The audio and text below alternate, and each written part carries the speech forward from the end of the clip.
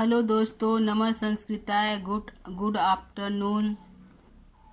आप सभी का एम एस क्लासेस 1 में स्वागत है। आज हम भारवी द्वारा रचित जो किराता अर्जुनियम है उसकी प्रथम सर्ग की कथा का आज विस्तार पूर्वक वर्णन करेंगे। किराता अर्जुनियम में 18 सर्ग है जिसको हम इसमें प्रथम सर्ग की बातें करेंगे। आइए इसमें देखते हैं कि किराता अर्जुनियम में कौन सा मंगलाचरण का प्रयोग हुआ है। तो वस्तु निर्देशात्मक मंगलाचरण का प्रयोग हुआ। कौन सा मंगलाचरण का दोस्तों? वस्तु निर्देशात्मक मंगलाचरण का प्रयोग किया गया है। इसमें युधिष्ठिर एक गुप्तचर को नियुक्त करता है दुर्योधन के शासन व्यवस्था को जानने के लिए। वहाँ की प्रजा हस्तिनापुर भेजते हैं कि वहाँ की प्रजा कैसी है, सुखी पूर्वक है कि नहीं।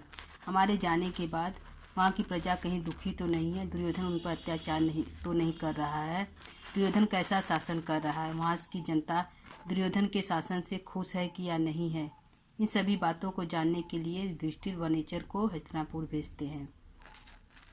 वनेचर वहाँ की प्रजा द्वारा राजा की सारी बातों को वहाँ पर दुर्योधन कैसा शासन कर रहा है, इन सभी बातों को देखकर जानकर वापस द्वैत वन में युधिष्ठिर के पास लौट आता है और एकांत में जाकर द्वैत वन में युधिष्ठिर से बातें करता है। सबसे पहले युधिष्ठिर जो वनेचर है युधिष्ठिर को प्रणाम करके उससे शत्रुओं द्वारा जीती गई पृथ्वी का वर्णन किया। ऐसा करते हुए किरात का मन थोड़ा भी खिन्न नहीं होता है। दुर्योधन की प्रशंसा करते हुए वनेचर का मन थोड़ा भी दुखी नहीं होता है।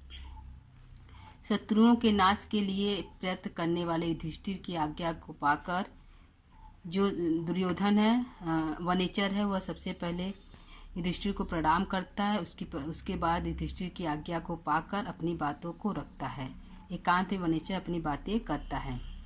वनेचर कहता है कि सेवकों द्वारा गुप्तचर जो रूपी जो नेत्र हैं अपने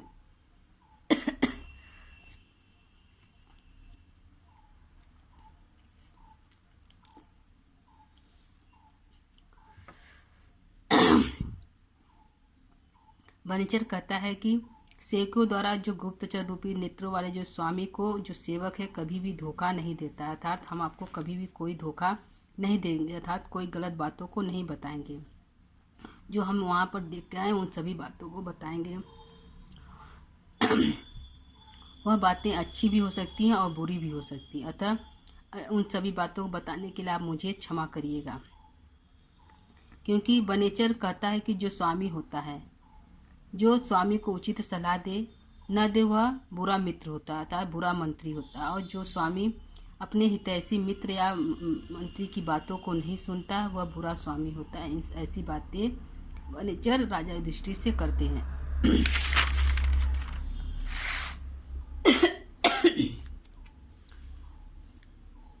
वनेचर कहता है कि राजाओं का चरित्र स्वभाव से ही कठिनाइयों से जानने योग्य है। वनेचर जो कुछ जान पाया वह युधिष्ठिर का प्रभाव है। यानी वनेचर कहता है कि आपके प्रभाव से ही हम हस्तिनापुर जाकर सारी बातों को जानकर लौट आए हैं। यह सभी जो बातें हम जान पाए आपके प्रभाव से ही जान पाए, ऐसा वनेचर युधिष्ठिर से करता है। ठीक है दोस्तों, दुर्योधन अब जुए में जो जीती गई पृथ्वी है, जो जुए धोखे से जो पृथ्वी को जीता था, राज्य को जीता था, उन सभी राज्यों को अब नीति के मार्ग से पृथ्वी को जीतना चाहता है। यानी अपनी गुण संपदा इत्यादि को बढ़ाकर जनता को प्रसन्न करके उन राज्यों को जीतना चाहता है। ऐसा वनेचर युधिष्ठिर से करता है। युधिष्ठिर को जीतने के लिए दुर्योधन अपने गुण से यश का विस्तार कर रहा है, अर्थात अपने गुणों के माध्यम से अपने कार्यों से अपने यश का विस्तार कर रहा है, जनता को प्रसन्न कर रहा है। इन सभी बातों को वनेचर युधिष्ठिर से करता है और इन सभी बातों को करते हुए वनेचर का मन थोड़ा भी खिन्न नहीं होता है। दुर्योधन अपने 6 शत्रुओं काम, क्रोध, लोभ, मोह, मत्स्य आदि पर विजय प्राप्त कर लिया है। अर्थात दुर्योधन अब जनता पे थोड़ा भी क्रोध नहीं करता है, अर्थात किसी को क्रोधित नहीं करता है। दुर्योधन सेवकों से मित्र जैसा व्यवहार करता है। कैसा व्यवहार करता है दोस्तों? मित्रों जैसा व्यवहार करता है। मित्रों को भाइयों जैसा व्यवहार करता है और भाइयों को कैसा देखता है कि भाई शासन है, राजा स्वयं राजा है, ऐसा मानते हुए दुर्योधन जो है इन सभी के साथ व्यवहार करता है। दुर्योधन का मधुर वचन दान के बिना नहीं होता और दान आदर सत्कार के बिना नहीं होता है और विशेष आदर गुणों के अनुराग के बिना नहीं होता। अर्थात जब राजा दान, जो दुर्योधन है, जब किसी को दान करता है तो मधुर वचन, अच्छे वचन बोलकर करता है, कटु वचन बोलकर नहीं करता है। और जब उसका सत्कार करता है तो बिना दान का नहीं करता है, खाली हाथ किसी का सत्कार नहीं करता है, दान देकर करता है। वैसा वो तब करता है जब वो जान जाता है कि उसके अंदर कौन सा गुण है, उसके गुणों को जानकर ही दान सत्कार करता है। ऐसे किसी का दान सत्कार दुर्योधन नहीं करता है, ऐसा वनेचर दृष्टि से कहते हैं। राजाओं के उपहार स्वरूप प्राप्त, जैसे राजाएं उपहार के रूप में हाथी, घोड़ा इत्यादि को लाकर दुर्योधन के आंगन में बांध देते हैं, जिससे उपहार के स्वरूप जो उपहार लाए हैं, तो दुर्योधन के जो राजा लोग उपहार लाए हैं तो उसमें मदमस्त हाथी को लाए, जवान हाथी को लाए, जिससे उसके मद बहने से दुर्योधन का आंगन जो है गीला पड़ गया है, ऐसा बताते हैं।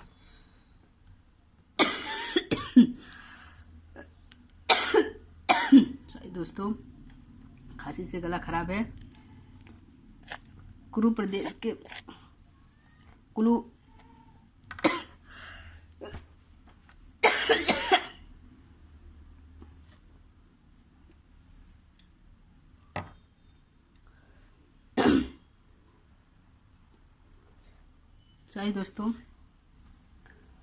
प्रदेश के जो निवासी कृषि के लिए वर्षा जल पर निर्भर नहीं रहते हैं। अर्थात कुरु प्रदेश जो कृषि है अदेव मात्रिक, अर्थात वह देवता इत्यादि पर नहीं निर्भर है। वहाँ पे दुर्योधन ने नहर, ट्यूबवेल इत्यादि की व्यवस्था कर दी, जिसके जल से वहाँ के जो जनता लोग हैं अपने खेती को आसानी से सिंचाई कर सकती है।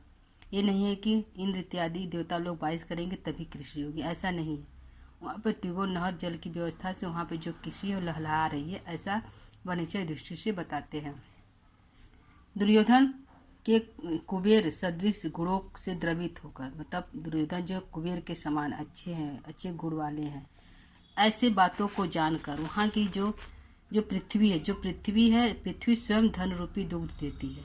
पृथ्वी दुर्योधन के गुणों से द्रवित होकर स्वयं धन रूपी दूध को देती है। दुर्योधन के धनुधर जो लोग होते हैं, अपने मान रूपी धन वाले,